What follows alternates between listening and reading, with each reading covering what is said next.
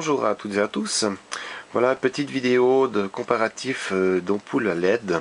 Je vais pas faire une vidéo qui sur les puissances, les rendements lumineux, etc. Loin de là. C'est uniquement un petit comparatif pour voir quel type d'ampoule va le mieux et celle qu'il faut absolument éviter d'acheter. Elles sont dans l'ordre donc des pires aux meilleurs. Et donc ce sont toutes des ampoules chinoises qui valent entre 1,50 $ et 4 $ pour la plus chère. La première, c'est vraiment la pire. Bon, elles étaient en action, je les ai payées, je crois, de l'ordre de, je ne veux pas dire une bêtise, mais de l'ordre de 2 $ l'ampoule. Elles étaient données pour une puissance de 12 watts, sauf erreur. Si je dis pas de bêtises, ça devait être entre 10 et 12 watts. C'est la pire parce que elles ont une durée de vie qui est extrêmement courte, elles chauffent énormément et elles sont faites, à mon avis, uniquement pour être tenues debout, comme ça. Elles ont un système d'aération dedans, là, il y a donc sur le plastique, et à l'intérieur, on voit, sur le PCB, il y a des petits trous. Simplement qu'une fois qu'elle est couchée ou mis à l'envers comme ça, eh ben, elles ont une durée de vie vraiment catastrophique de l'ordre de quelques heures. Donc c'est vraiment des ampoules à proscrire. J'avais fait d'ailleurs une vidéo de réparation de celle-ci. C'est vraiment catastrophique. Donc vraiment éviter ce genre d'ampoule qui est fermée dans le plastique. Ça chauffe énormément. Idéalement, ça serait d'avoir des ampoules qui soient ouvertes comme ça, mais bien évidemment au niveau sécurité, au toucher, ça joue pas. Donc vraiment celle-ci, ou alors il faudrait je sais pas, un cache qui est perforé de tous les côtés, que l'air puisse circuler. Mais vraiment celle-là, c'est vraiment les pires. J'en avais commandé 4, les 4 sont foutus. J'en ai une que j'ai utilisée pour réparer les autres, mais tous les 2 jours il faut la réparer. Donc vraiment ça, c'est oublier ce genre d'ampoule, c'est vraiment nul. Ensuite on a celle-ci. Alors juste pour vous dire, à part ça au niveau éclairage, elles éclairent bien, hein, ça pète bien, mais durée de vie vraiment nulle. Ensuite on a celle-ci, durée de vie moyenne. Là également, bon, ça aéré, il y a des trous partout, mais elles tiennent vraiment pas longtemps. Je vais dire là en moyenne elles ont tenu quelques mois, même pas. Voilà, c'est nul.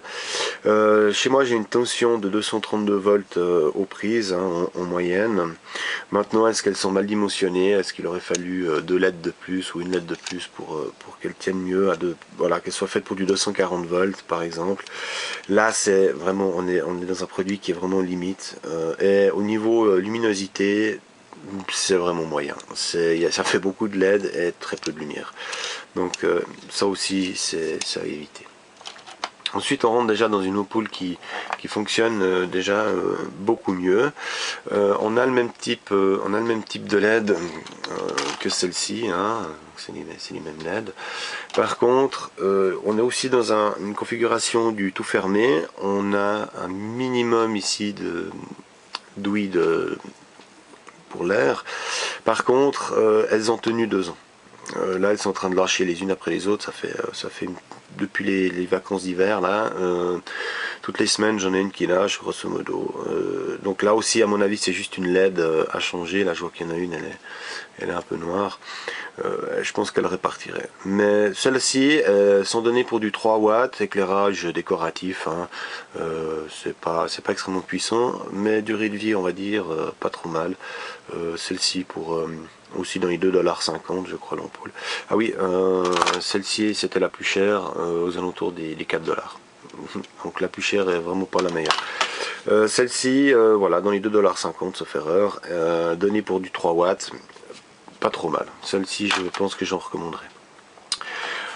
Celles-là, ça fait que quelques mois que je les essaye. Elles ont un très bonne luminosité.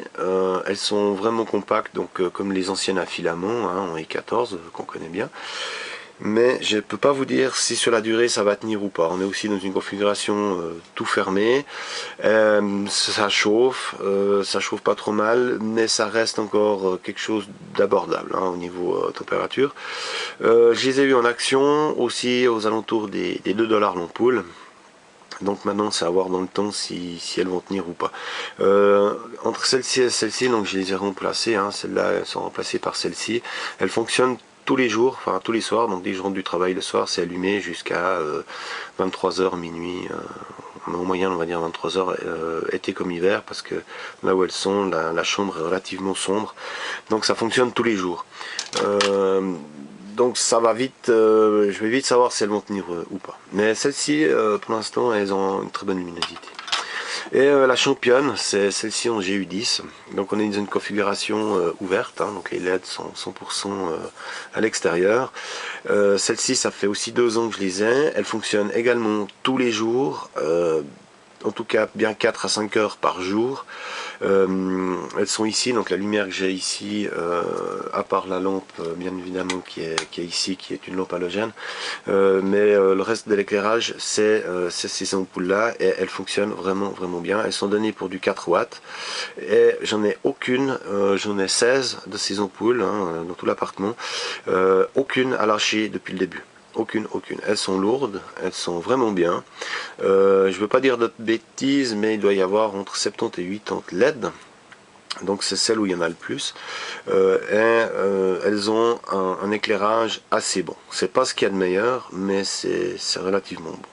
Donc celle-là, si vous avez ce genre de projecteur, de spot, vous pouvez remplacer avec ce type d'ampoule sans aucun problème. J'ai eu aucun problème. Et ces ampoules, elles sont de l'ordre de 2 à 3 dollars l'ampoule. Donc c'est vraiment, celle-ci, vous pouvez les acheter sans souci. J'allais oublier encore une dernière ampoule que j'ai. Celle-ci, elle est pour remplacer les R7S dans les projecteurs. J'en ai une qui tourne là depuis aussi bien plus d'une année. Elle fonctionne aussi quelques heures par jour. Pas de soucis jusqu'à maintenant, elles vont bien, très bon éclairage. Alors c'est pas aussi puissant qu'un projecteur 150 watts, on est bien d'accord, mais j'ai ça donc dans un plafonnier, donc elle est comme ça. Il n'y a aucun souci. Donc celles-ci elles vont vraiment bien. Elle était aussi dans les 4 ou 5 dollars l'ampoule, quelque chose comme ça. Elles sont données pour du 10 watts, si je dis pas de bêtises, 10 ou 12 watts, quelque chose comme ça. Donc vraiment celles-ci, elles vont bien, et on est aussi dans une configuration donc tout ouvert, donc qui respire. Et à mon avis, pour toutes ces ampoules, du moment que ça respire pas ou mal, eh ben la durée de vie est rapidement raccourcie. Un deuxième truc aussi, à mon avis, les tensions. Donc si on est près d'un poste transformateur, on a bien évidemment à la maison une tension qui est un peu plus élevée. En tout cas, pour ce qui est de la Suisse, hein, si on est à côté d'un poste transformateur, on a facilement 235, voire presque des fois 240 volts, hein, suivant où. Donc peut-être que ces ampoules-là sont vraiment fabriquées trop limite, et elles ont une durée de vie qui malheureusement ne va pas être prolongée par cette tension là. Mais autrement voilà, donc vraiment éviter ces ampoules qui sont toutes fermées, c'est vraiment celles-ci qui sont le pire, et vraiment les meilleures c'est celles qui sont ouvertes, donc où la LED elle est à l'air libre. Voilà. J'espère que ça vous aidera à faire le bon choix, et à tout bientôt.